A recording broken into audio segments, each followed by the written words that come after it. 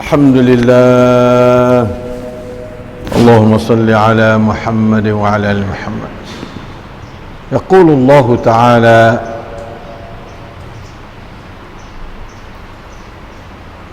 وإذا سألك عبادي عني فإني قريب قريبا أجيب دعوة الداعي إذا دعاني فليستجيبوا لي وليؤمنوا بي لعلهم يرشدون هذا أمر لا يمكن أن نعلم إلا بعلم الله أو بتعليم الله إيانا นี่คือความรู้ที่เราไม่อาจจะรู้ได้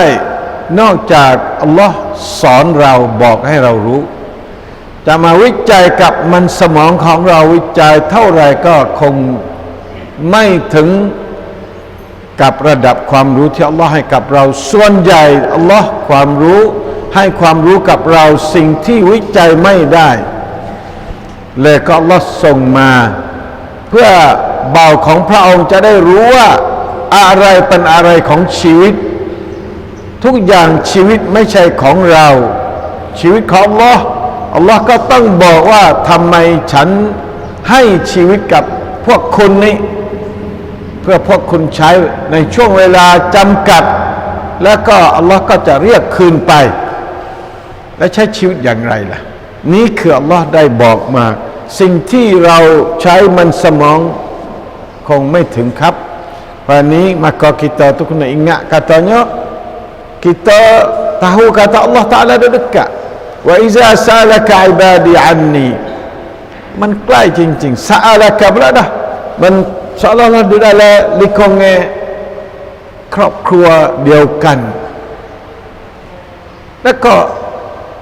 fa inni qaribun aku dekat apa dekat sifat kepada Allah qaribun ujibu da'watad da'i idza da'an nak menjawab soalan daripada yang berdoa permintaan orang yang berdoa doa apa dia nak terima nak dengar doa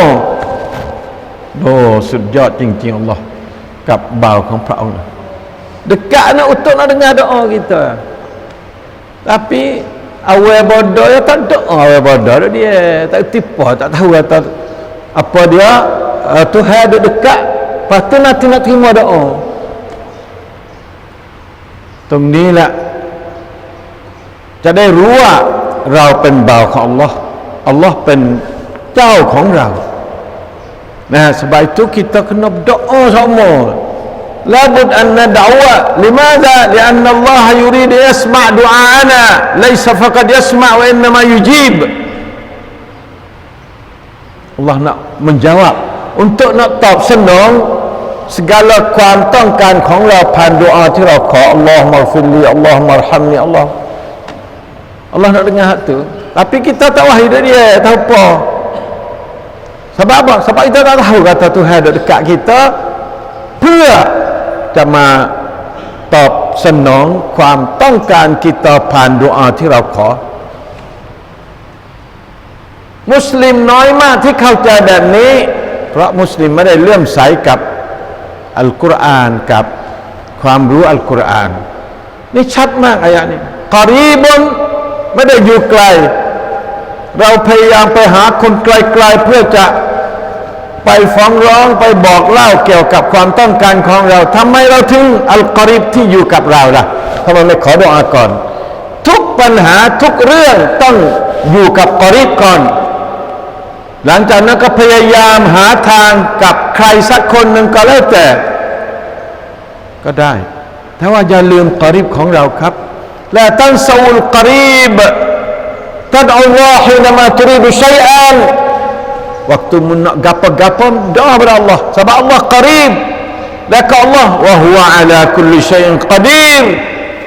Allah kuasa nak buat semua perkara ทำไมไม่ขอกับกอรีบเราทำไมต้องวิ่งหาคนงกไกลๆแล้วก็ลืมอัลกอรีบจริงหรือเปล่าครับจริงมากนี่คือมุสลิมเองไม่ใช่มุสลิมคนที่มีอัลลอฮ์ศรัทธากับอัลลอฮ์ลาอิลาฮะอิลลัลลอฮ์ไม่มีความรู้สึกแบบนี้เพราะขาดความรู้ บางทีมีความรู้แต่ว่าขาดความรู้สึกก็ไม่ได้เกิดในชีวิตนะอูซุบิลลาฮิมินัชชัยฏอนิรเราะญีมนี้แหละทำให้เราไม่รู้สึกว่าอัลลอฮ์อยู่กอรีบใกล้ชิดที่สุดอักรบอิลัยฮิมินฮับลิลวารีดอีกระดับหนึ่งนะตอนนี้ขอให้ทุกคนเข้าใจว่าทุกวิธีทุกอย่างทุกความต้องการของเราขอดุอาให้อัลลอฮ์รับก่อนและก็พยายามหาวิธีการในเชิงอัสบาบกัสบุลอัสบาบmin apa panggil apa min arkan tawakkul alaih kasbul asbab kita kena cari ต้องหาสาเหตุต้องหาสิ่งที่จะนำไปความสำเร็จต้องพยายามทำแต่ว่าต้องบอกให้กอรีบทราบก่อนครับอะไรที่เราต้องการนะต้องบอกอัลลอฮ์อินนีกอรีบก่อนอินนีกอรีบบอกทุกอย่างตื่นขึ้นก็นอนตื่นขึ้นก็บอกเลยนะที่ไหนอย่างไรก็จะไปร้องไห้คนเดียวไม่ได้บอกกอรีบให้ทราบแสดงว่าเรานี้มันอะไรกันแน่ละมันมึนเมาแล้วแน่นอนละนะขยายปังข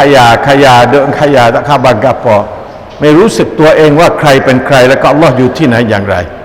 อัลลอฮ์มุวaffiqวะลฮดีละซวิสซบีลวัสสลามุอะลัยกุมวะเราะห์มะตุลลอฮิวะบะเราะกาตุฮ์